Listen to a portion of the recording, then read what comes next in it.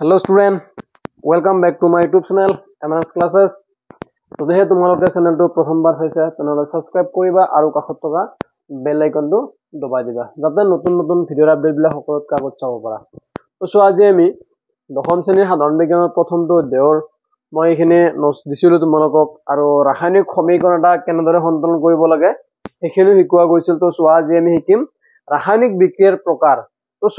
কি ধৰণৰ ৰাসায়নিক বিক্ৰিয়াৰ প্ৰকাৰ আছে। এতিয়া আমি প্ৰথমটো ৰাসায়নিক বিক্ৰিয়াৰ যে প্ৰকাৰ আছে আমি শিকিম যে সংযোজন বিক্ৰিয়া। সংযোজন বিক্ৰিয়া একচুয়ালি কি হয়। তো সংযোজন বিক্ৰিয়া মানে কি যে দুটা বা তাতকৈ অধিক সাপোজ ধৰা তিনটা বিক্ৰিয়ক পদাৰ্থ লগ লাগি এটা মাত্ৰ কি কৰিছে বিক্ৰিয়াজাত পদাৰ্থ উৎপন্ন কৰিছে এটুক মানে সংযোজন বিক্ৰিয়া বুলি কোৱা হ'ব। মানে জীৱৰ বিক্ৰিয়াত বা জীৱৰ ৰাসায়নিক বিক্ৰিয়াত এটা বা তাতকৈ অধিক বিক্ৰিয়ক পদাৰ্থ লগ লাগি এটা মাত্ৰ বিক্ৰিয়াজাত পদাৰ্থ উৎপন্ন কৰে তাক মানে কি বুলি কোৱা সংযোজন বিক্ৰিয়া। তাৰ কাৰণে এটা চোৱা ইয়াত ধুনীয়া এটা কাৰ্যকলাপ দিছে আমি কাৰ্যকলাপটো যদি চাও ভালদৰে লক্ষ্য কৰো আমি এইটো পঢ়িম। সংযোজন বিক্ৰিয়া এটা বিকাৰত অলপমান ক্যালসিয়াম অক্সাইড বা পৰাচুন লোৱা আমি এই বিকাৰত কি লৈছো ক্যালসিয়াম অক্সাইড অৰ্থাৎ পৰাচুন লৈছো বা ইয়াৰ লাহে লাহে আমি কি কৰিছো পানী যোগ কৰিছো অৰ্থাৎ H2O যোগ কৰি দিছো। দিয়াৰ লগে লগে চোৱা কৈছে চিত্ৰ দেখুৱাৰ দৰে বিকাৰটো উষ্ণতাৰ কিবা পৰিৱৰ্তন অনুভৱ কৰিছে নে। যেতিয়া আমি চূণ অৰ্থাৎ বজাৰৰ পৰা কিনি অনা পৰাচুন বা ক্যালসিয়াম অক্সাইড এৰ লগত যেতিয়া পানী যোগ কৰিম নিশ্চয় কি হ'ব তাত উষ্ণতাৰ পৰিৱৰ্তন হ'ব বা তাপৰ উদ্ভৱ হ'ব। তো চোৱা এটা কৈছে ক্যালসিয়াম অক্সাইডে পানীৰ সৈতে তীব্ৰভাৱে বিক্ৰিয়া কৰি শীতলিত চূণ বা ক্যালসিয়াম হাইড্ৰক্সাইড উৎপন্ন কৰি প্ৰচুৰ পৰিমাণৰ তাপ উৎপন্ন কৰে। অৰ্থাৎ যেতিয়া আমি পাত্ৰটো ভালদৰে চুই চাম তেতিয়া আমি দেখা পাম যে তাত প্ৰচুৰ পৰিমাণৰ তাপ উৎপন্ন হৈছে বা তাপৰ কাৰণে কেতিয়াবা সেই মিশ্ৰণটো পানী আৰু যিটো চূণৰ মিশ্ৰণ হ'ব সেইটো কি বাহিৰলৈ ছিটিকি পৰিব পাৰে। চোৱা সংঘটিত ৰাসায়নিক বিক্ৰিয়াটো আমি সংঘটিত ৰাসায়নিক বিক্ৰিয়াটো এনেদৰে লিখিব পাৰো। চোৱা ইয়াত আমাৰ কি দিছিল ক্যালসিয়াম অক্সাইড তাৰ লগত দিছিল কি পানী দিয়াৰ লগে লগে ইফালে কি হৈছিল ক্যালসিয়াম হাইড্ৰক্সাইড ইয়াক আমি কি বুলি কম শীতলিত চূণ। চোৱা এই বিক্ৰিয়ক পদাৰ্থখিনি ইয়াত কি আছে দুটা বিক্ৰিয়ক পদাৰ্থ আছে কিন্তু ইফালে মাত্ৰ কি হৈছে এটা বিক্ৰিয়াজাত পদাৰ্থ উৎপন্ন কৰিছে। তো যিবিলাক ৰাসায়নিক বিক্ৰিয়াত দুটা বিক্ৰিয়ক পদাৰ্থ লগ লাগি এটা মাত্ৰ কি কৰিছে বিক্ৰিয়াজাত পদাৰ্থ উৎপন্ন কৰিছে তাক মানে কি বুলি কোৱা হ'ব সংযোজন ৰাসায়নিক বিক্ৰিয়া। ইয়াত কৈছে এই বিক্ৰিয়াত ক্যালসিয়াম অক্সাইড আৰু পানী সংযোজিত হৈ এটা মাত্ৰ বিক্ৰিয়াজাত পদাৰ্থ ক্যালসিয়াম হাইড্ৰক্সাইড উৎপন্ন কৰিছে। এনেকুৱা এটা বিক্ৰিয়াক য'ত দুই বা ততোধিক বিক্ৰিয়ক পদাৰ্থ লগ হৈ এটা মাত্ৰ বিক্ৰিয়াজাত পদাৰ্থ উৎপন্ন কৰে তাকে সংযোজন বিক্ৰিয়া বুলি কোৱা হ'ব। আমি যে বেলেগ উদাহৰণ চাওঁ যেনেকুৱা hydrogen gas plus oxygen gas লগ লাগি কি হৈছে পানী উৎপন্ন কৰিছে এইটো সংযোজন বিক্ৰিয়া। যেনেকুৱা মেগনেছিয়াম আৰু অক্সিজেন গেছ লগ লাগি কি হৈছে মেগনেছিয়াম অক্সাইড এইবিলাক হৈছে কি সংযোজন বিক্ৰিয়াৰ উদাহৰণ। ইয়াৰ পিছত চোৱা আৰু আমি চাম আমাৰ ইয়াত কৈছে আমি যেতিয়া বেৰত যেতিয়া বগা ৰং সানো বেৰত বগা ৰং সানাৰ পিছত 2-3 দিন পিছতহে আমি কি এটা চিকমিকনি আৱৰণ সৃষ্টি হয়। কিয়নো ইয়াত কৈছে চোৱা যে বগা ৰং সনাৰ 2-3 দিনৰ পাছত এই ক্যালসিয়াম কাৰ্বনেটৰ প্ৰলেপটো উৎপত্তি হয়। তাৰমানে যেতিয়া আমি এই বেৰত এতিয়া শীতলিত চূণ এতিয়া কৈছে শীতলিত চূণৰ দ্ৰৱক আমি বেৰত বগা ৰং সানিবলৈ ব্যৱহাৰ কৰা মানে পৰীক্ষাত প্ৰশ্ন এটা আহিব পাৰে যে বেৰত বগা ৰং সানিবলৈ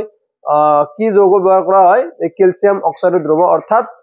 যেটো আমাৰ কি আছে শীতলিত চূণ অৰ্থাৎ ক্যালসিয়াম হাইড্ৰক্সাইডৰ যেটো দ্ৰৱ আছে এটোক আমি কি বেৰত বগা ৰং সানিবলৈ আৰু যেতিয়া বেৰত বগা ৰং অৰ্থাৎ ক্যালসিয়াম হাইড্ৰক্সাইড দিব বায়ুত থকা কাৰ্বন ডাই অক্সাইডৰ সৈতে লাহে লাহে বিক্ৰিয়া কৰি ক্যালসিয়াম কাৰ্বনেটৰ মানে বেৰৰ গাত এটা ক্যালসিয়াম কাৰ্বনেটৰ এটা প্ৰলেপ সৃষ্টি কৰে আৰু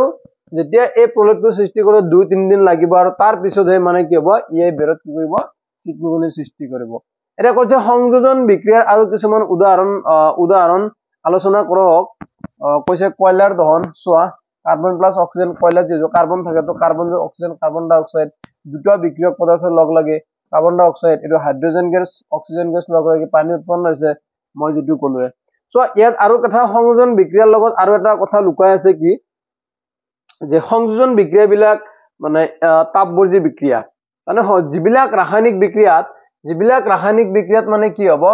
বিক্ৰিয়াজাত পদাৰ্থ উৎপন্ন হোৱাৰ লগতেও কৈছে জীৱৰ বিক্ৰিয়াজাত পদাৰ্থ উৎপন্ন হোৱাৰ লগতে তাপৰ উদ্ভৱ হ'ব তাক সেইবোৰক কি তাপবৰ্জী ৰাসায়নিক বিক্ৰিয়া বোলা হয়। যে তাপ ইয়াত আমি এটা বস্তু পালো তাপবৰ্জী ৰাসায়নিক বিক্ৰিয়া কি যেতিয়া আমি তাৰমানে কি কৰিছিলো যেতিয়া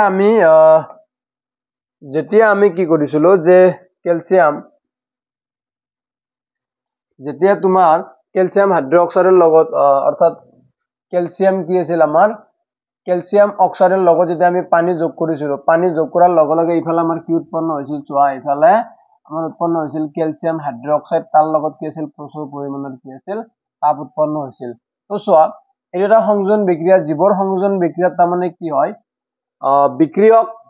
বিক্ৰিয়ক পদাৰ্থগুলো লগ লাগি বিক্ৰিয়াজাত পদাৰ্থ উৎপন্ন কৰাৰ লগতে তাপৰ উদ্ভৱ হয় তাক আমি তাপবৰ্জী বিক্ৰিয়া বুলি কম যে যি ৰাসায়নিক বিক্ৰিয়াত বিক্ৰিয়াজাত পদাৰ্থ উৎপন্ন হোৱাৰ লগতে তাপৰ উদ্ভৱ হয় সেইবোৰক তাপবৰ্জী ৰাসায়নিক বিক্ৰিয়া বোলে এটো কৈছে প্ৰাকৃতিক গেছৰ দহন চোৱা প্ৰাকৃতিক গেছৰ দহন এটো মিথেন অক্সিজেন লগ লাগি কাৰ্বন ডাই অক্সাইড আৰু পানী ইয়াত তাৰমানে কি তাপ প্ৰচুৰ পৰিমাণৰ তাপ উৎপন্ন হ'ব এটো তাৰমানে কি বুলি কৈছে তোমাক তাপবৰ্জী বিক্ৰিয়া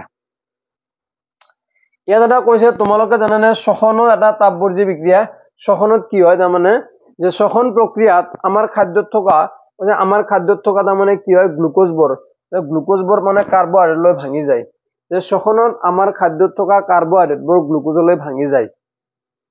আৰু এই গ্লুকোজে আমাৰ কোষত থকা অক্সিজেনৰ সৈতে লগ হৈ কি কৰে তোমাৰ পানী শক্তি আৰু কাৰ্বন ডাই অক্সাইড উৎপন্ন কৰে কোষীয় শ্বসনত শক্তি উৎপন্ন হোৱাৰ বাবে শ্বসনক এটা তাপবৰ্জী বিক্ৰিয়া বুলি কোৱা হয় আৰু তাপবৰ্জী বিক্ৰিয়াৰ উদাহৰণ আছে আমাৰ ব্যৱহাৰ আছে কি ব্যৱহাৰ তাপবৰ্জী যে বনস্পতি দ্ৰব্যৰ পচন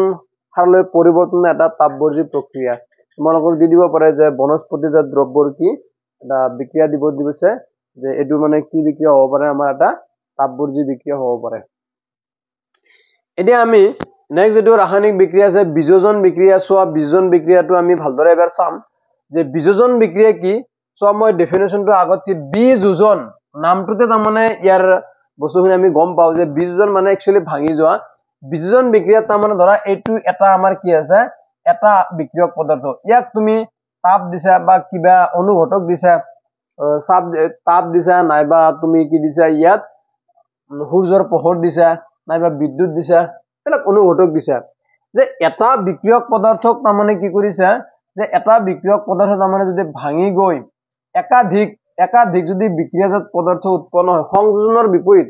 সংযোজনত কি আছিল ইফালে বহুত গিটা আছিল ইফালে মাত্ৰ এটা আছিল মানে বিক্ৰিয়ক পদাৰ্থ ইয়াত এটা বিক্ৰিয়ক পদাৰ্থৰ পৰা একাধিক যদি বিক্ৰিয়াজাত পদাৰ্থ উৎপন্ন হয় তেতিয়া তাক কি বুলি কোৱা হ'ব বিযোজন বিক্ৰিয়া বুলি কোৱা হ'ব আমি যদি ভালদৰে ক'ব যাও যে বিযোজন বিক্ৰিয়া কাক বলে আমি এনেকে ক'ব লাগিব যে জীৱৰ ৰাসায়নিক বিক্ৰিয়াত এটা মাত্ৰ বিক্ৰিয়ক পদাৰ্থ ভাঙি গৈ একাধিক বিক্ৰিয়াজাত পদাৰ্থ উৎপন্ন হয় তাক আমি বিযোজন বিক্ৰিয়া বুলি কম তাৰ কাৰণে ইয়াত মানে এটা কাৰ্যকলাপ দিছে কাৰ্যকলাপটো কি কৰিছে মই কৈ দিলো যে ইয়াত মানে এটা শুকান উত্তোলন নলী লৈছে শুকান উত্তোলন নলীত কি লৈছে ফেৰাছ সালফেটৰ স্ফটিক লৈছে ফেৰাছ সালফেটৰ স্ফটিক লৈছে ইয়াৰ কালাৰটো হৈছে সেউজীয়া এটা কৈছে 2 গ্ৰাম মান ফেৰাছ সালফেট স্ফটিক লোৱা ফেৰাছ সালফেটৰ স্ফটিকবোৰ ৰং মন কৰা আমি ৰংটো দেখা পাম যে ইয়াৰ ৰংটো কি হৈছে গ্ৰীণ অৰ্থাৎ ইয়াৰ কালাৰটো সেউজীয়া থাকিব চিত্ৰত দেখুৱাৰ দৰে এই চিত্ৰটোত দেখুৱাৰ দৰে স্পিড ল্যাম্পত মানে ইয়াক কি কৰিছে বা বাৰ্নাৰ হিটত গৰম কৰাৰ পাছত স্ফটিকবোৰৰ ৰংটো মন কৰা আমি দেখা পাম যে স্ফটিকৰ ৰংটো মানে কি হৈছে এই গ্ৰীণ ৰংটো মানে কি হৈছে নাইকিয়া হৈ গৈছে মানে কিয় নাইকিয়া হ'ব তাৰ মানে এই ফেৰাছ সালফেটৰ লগত তাৰ মানে কি থাকে এক্সট্ৰাকে সাতটা পানীৰ অণু লগ হৈ থাকে যেতিয়া তুমি ইয়াক গৰম কৰিবা এই সাতটা পানীৰ অণু কি হ'ব বাষ্পীভূত হৈ যাব যেতিয়া পানী বাষ্পীভূত হৈ যাব তেতিয়া তাৰ কালাৰৰ নিশ্চয় কি হ'ব পৰিৱৰ্তন হ'ব ইয়াত তোমাক ক'ব চোৱা এটো ফেৰাছ সালফেট তাপ দিয়াৰ লগে লগে ফেৰিক অক্সাইড সালফাৰ ডাই অক্সাইড আৰু সালফাৰ ট্ৰাই অক্সাইড এটো চোৱা আমাক কি ক'লে তোমালোকে দেখিবলৈ পাইছা যে এই বিক্ৰিয়াত এটা মাত্ৰ বিক্ৰিয়ক পদাৰ্থ একাধিক সৰল বিক্ৰিয়াজাত পদাৰ্থলৈ ভাঙি গৈছে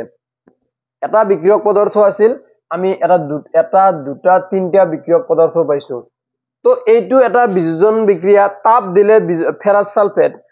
দিলে ফেৰাছ সালফেট স্ফটিকে পানী হেৰুৱাই এই পানীৰ অণু সাতটা পানী অণু হেৰুৱাই আৰু স্ফটিকৰ ৰঙৰ পৰিৱৰ্তন ঘটে বা বৰণহীন হৈ যাব তাৰ পিছত এই ফেৰিক অক্সাইড মানে পানীখিনি যেতিয়া শুকাই যোৱাৰ পিছত এই ফেৰাছ সালফেট খিনি কি হ'ব যে ক্ৰমান্বয়ে কি হৈ যায় ফেৰিক অক্সাইড সালফাৰ ডাই অক্সাইড আৰু সালফাৰ ট্ৰাই অক্সাইড বিয়োজিত হ'ব ফেৰিক অক্সাইড গোটা পদাৰ্থ আৰু সালফাৰ ডাইঅক্সাইড আৰু সালফাৰ ট্ৰাইঅক্সাইড কি গেছীয় পদাৰ্থ এটা বিয়োজন বিক্ৰিয়া আমি গম পালো যে আৰু এটা কথা আহিব কি তাৰমানে তাপৰ দ্বাৰা ক্যালসিয়াম কাৰ্বন এটা ধৰা ক্যালসিয়াম কাৰ্বন তুমি তাপ দিলা তাপ দিয়াৰ লগে লগে কি হ'ব ক্যালসিয়াম অক্সাইড আৰু কি হ'ব কাৰ্বন ডাইঅক্সাইড তাপৰ দ্বাৰা ক্যালসিয়াম অক্সাইড এটো ক্যালসিয়াম অক্সাইড আৰু কাৰ্বন ডাইঅক্সাইড লৈ বিজড়িত কৰা এটা গুৰুত্বপূৰ্ণ বিয়োজন বিক্ৰিয়া এটা বলে গুৰুত্বপূৰ্ণ বিয়োজন বিক্ৰিয়া তাৰ কাৰণটো কি আমি চাব লাগিব যে এই বিক্ৰিয়াক বহুতো শিল্প উদ্যোগত ব্যবহাৰ কৰা হয় যে তাৰমানে এই যেটো আমাৰ পৰাচুন আছে বা ক্যালসিয়াম অক্সাইড আছে এটো তাৰমানে কি কিছুমান শিল্প উদ্যোগত কি কৰা হয় ব্যবহাৰ কৰা হয় এই বিক্ৰিয়াক বহুতো কলুৱে ক্যালসিয়াম অক্সাইড চূন বা পৰাচুন বলা হয় ক্যালসিয়াম অক্সাইড চূন বা কি বুলি পৰাচুন বুলি কোৱা হ'ব আৰু কৈছে ইয়াৰ ভালেমান ব্যৱহাৰ আছে ইয়াৰ ভালেকেইটা কি আছে ব্যৱহাৰ আছে সিমেন্ট উৎপাদনত ইয়াক ব্যৱহাৰ কৰা হয় যদি আহে যে ক্যালসিয়াম অক্সাইডৰ এটা ঔদ্যোগিক প্ৰয়োগ লিখা আমি লিখিব লাগিব যে ক্যালসিয়াম অক্সাইড কি কৰা হয় সিমেন্ট উৎপাদনত ইয়াক কি কৰা হ'ব ব্যৱহাৰ কৰা হ'ব তাৰ পিছত আমাক কৈছে যে ইয়াত চোৱা এটা বিয়োজন বিক্ৰিয়াৰ নাম দিব এটো হৈছে তাপীয় বিযোজন মানে বিযোজন বিক্ৰিয়াটাক যদি তাপ প্ৰয়োগ কৰি ঘটোৱা এটা বিয়োজন বিক্ৰিয়া আমি পোহৰ শক্তিৰ দ্বাৰা বিদ্যুৎ শক্তিৰ দ্বাৰা আৰু তাপ শক্তিৰ দ্বাৰা সংঘটিত কৰাব পাৰো কিন্তু জীৱৰ মানে বিয়োজন বিক্ৰিয়া তাপ শক্তিৰ দ্বাৰা সংঘটিত কৰা হয় সেইবিলাক কোৱা হ'ব তাপীয় বিয়োজন বুলি কৈছে যে এটা বিয়োজন বিক্ৰিয়া তাপ প্ৰয়োগ কৰি ঘটোৱা হয় তেতিয়া তাক তাপীয় বিয়োজন বলে যেটো আমাৰ ক্যালসিয়াম কার্বনেট বা চূনশিল ইয়াক তাপ দিলে কি হ'ব ক্যালসিয়াম অক্সাইড আৰু কাৰ্বন ডাইঅক্সাইড উৎপন্ন হ'ব আৰু এটা আমাক গুৰুত্বপূৰ্ণ উদাহৰণ দিছে বা কাৰ্যকলাপ এটা দিছে এই কাৰ্যকলাপটো আমি চাও ভালদৰে চোৱা কি ক'লে আমাক এটা উত্তোলন নলীত 2 গ্ৰাম মান লেড নাইট্ৰেট পাউডাৰ লোৱা এটা উত্তোলন নলীত কি লৈছে 2 গ্ৰাম মান লেড নাইট্ৰেট পাউডাৰ লৈছে পাউডাৰ লৈ কেনে এডাল চেপেনাৰে উত্তোলন নলীটো ধৰা চেপেনাৰে এই নলীটো ধৰিব দিছে আৰু ইয়াক চিত্ৰত দেখুৱাৰ দৰে শিখাৰ ওপৰত ধৰি গৰম কৰা এনেকুৱাকে শিখাৰ ওপৰত এনেকুৱাকে চেপেনাৰে ধৰি গৰম কৰিব দিছে কিবা কি দেখিলা কিবা পৰিৱৰ্তন দেখিলে তাক টুকুৰি আমি দেখা পাম যেতিয়া ইয়াত আমাৰ লেড নাইট্ৰেট দ্ৰৱটো থাকিব লেড নাইট্ৰেট পাউডাৰ থাকিব আমি গৰম কৰিলে ইয়াত এটা ধোঁৱা এনেকুৱা ধোঁৱা ওলাই যোৱা দেখা পাম আৰু এই ধোঁৱাটো হ'ব মুগা কালাৰৰ ধোঁৱাটো কেনেকুৱা হ'ব মুগা বৰণৰ আৰু এটো হৈছে নাইট্ৰজেন ডাই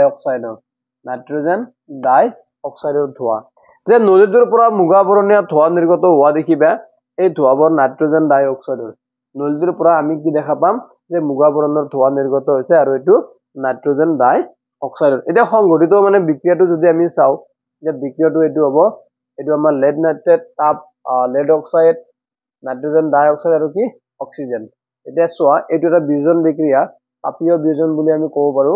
কাৰণ চোৱা ইয়াত আমাৰ কি হৈছে লেড নাইট্ৰেটক তাপ দিছে লেড অক্সাইড নাইট্ৰজেন ডাই অক্সাইড আৰু কি অক্সিজেন গেছ হৈছে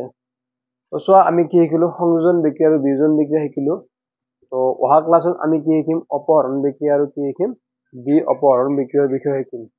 যদিহে তোমালোকে চেনেলটো প্ৰথমবাৰ চাইছা তেনেহলে চেনেলটো সাবস্ক্ৰাইব কৰিবলৈ নাপাহৰিবা